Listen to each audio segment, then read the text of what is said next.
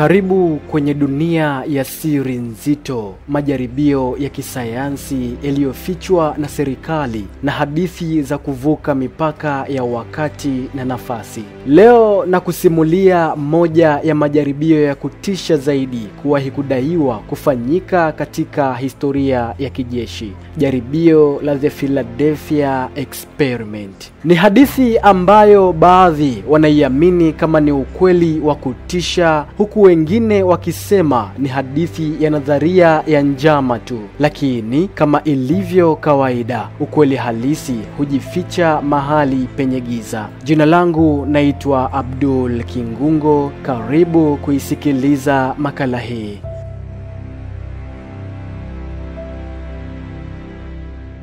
Hadithi ya The Philadelphia Experiment inarudi nyuma hadi mwaka wa 1943 wakati wa vita vya pili vya dunia. Jeshi la wanamaji la Marekani lilikuwa likijaribu kubuni teknolojia ya hali ya juu ya kivita ambayo ilikuwa na lengo la kuifanya meli ya kivita kutokomea kwenye rada kwa kutumia kile walichokiita electromagnetic cloaking. Na katika jaribio hili, meli iliyohusika ilikuwa ni meli ya USS Eldridge DE-173 ambayo ilikuwa ni meli mpya ya kivita iliyojengwa kwa ajili ya kuzuia manuari za adui, lakini ikawekwa katikati ya majaribio ambayo bado yanazua mijadala hadi hivi leo.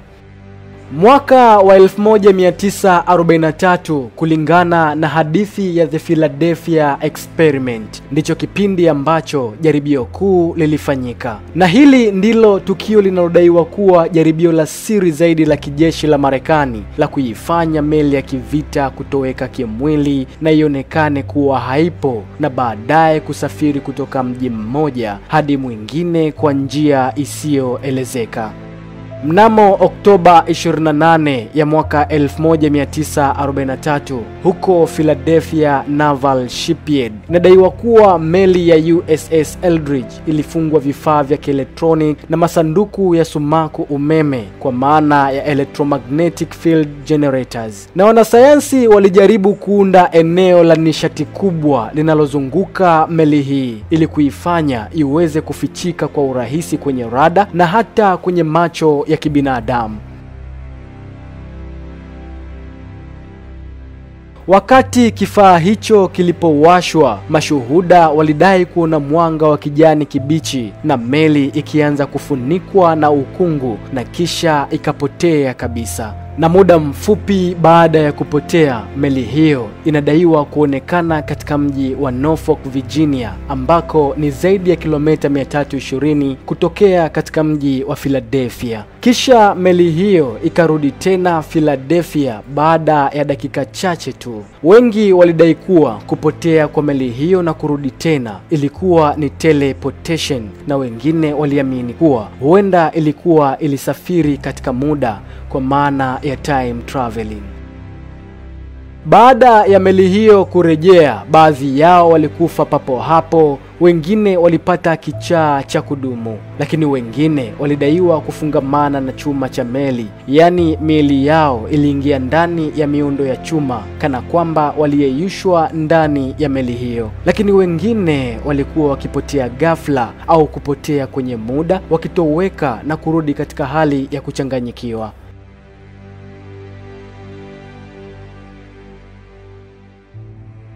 Jeshi la Marekani linadaiwa kufuta kumbukumbu zote kwa manusura wa jaribio hilo, na majaribio haya yalifanyika kwa usiri mkubwa ili kuzuia habari zisifike kwa umma.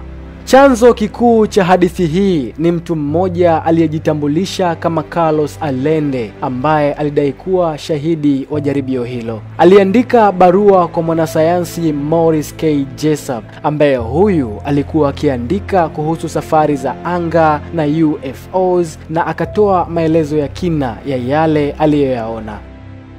Jessup alifadhaika sana kiasi cha kuanza kuchunguza zaidi, lakini baadaye aliaga dunia kwa njia ya kutatanisha. Japo wengi waliamini kuwa amejiua na wengine walisema kuwa kuna kitu kingine kilihusika katika kifo chake.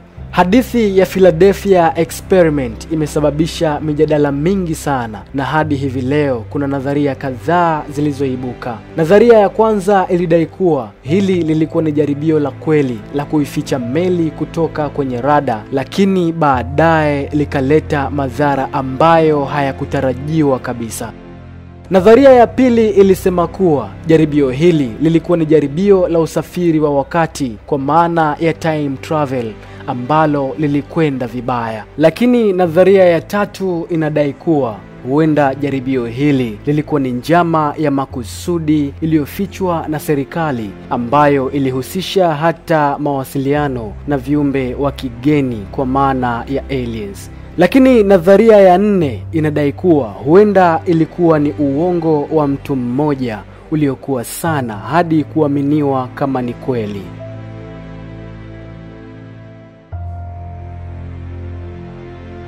Jeshi la wanamaji la Marekani limekanusha vikali kuwepo kwa jaribio kama hilo. Pia meli ya USS Eldridge inadaiwa kuwa haikuwepo Philadelphia siku hiyo, na hiyo ni kulingana na rekodi zao rasmi. Lakini wapo wanaodai kuwa serikali ilifuta ushahidi wote, na wengine waliowahi kuwa wanajeshi au maofisa wanasema kuwa walihisi kuna jaribio la sumaku linalofanana na hili, lakini bila ushahidi wa wazi ni vigumu kuthibitisha hilo. Watu wengi wameunganisha The Philadelphia Experiment na miradi mingine ya siri kama vile Project Rainbow, ambayo inasemekana kuwa jina halisi la jaribio hilo, lakini pia The Montauk Project, ambalo hili lilikuwa ni jaribio lingine linalohusishwa na usafiri wa wakati, lakini pia Area 51 pamoja na Black Project, ambayo yalikuwa ni maeneo ya kijeshi yenye miradi isiyojulikana.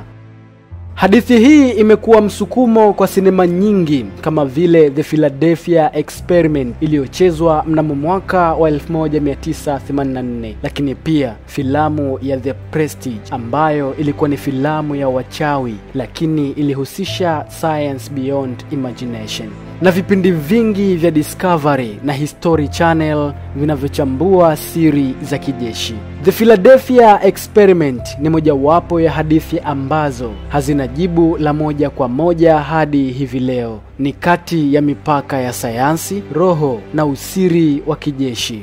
Ni kweli jaribio hili lilifanyika au ni nadharia tu? Lakini tukumbuke ya kwamba katika historia ya dunia mambo mengi ya ajabu yalianza kama uvumi tu, kisha miaka ya baadaye yakathibitishwa kama ni kweli kabisa. Je, wewe unaamini kuwa meli iliweza kutoweka kweli, au ni hadithi iliyobuniwa ili kuficha jaribio lingine kubwa zaidi?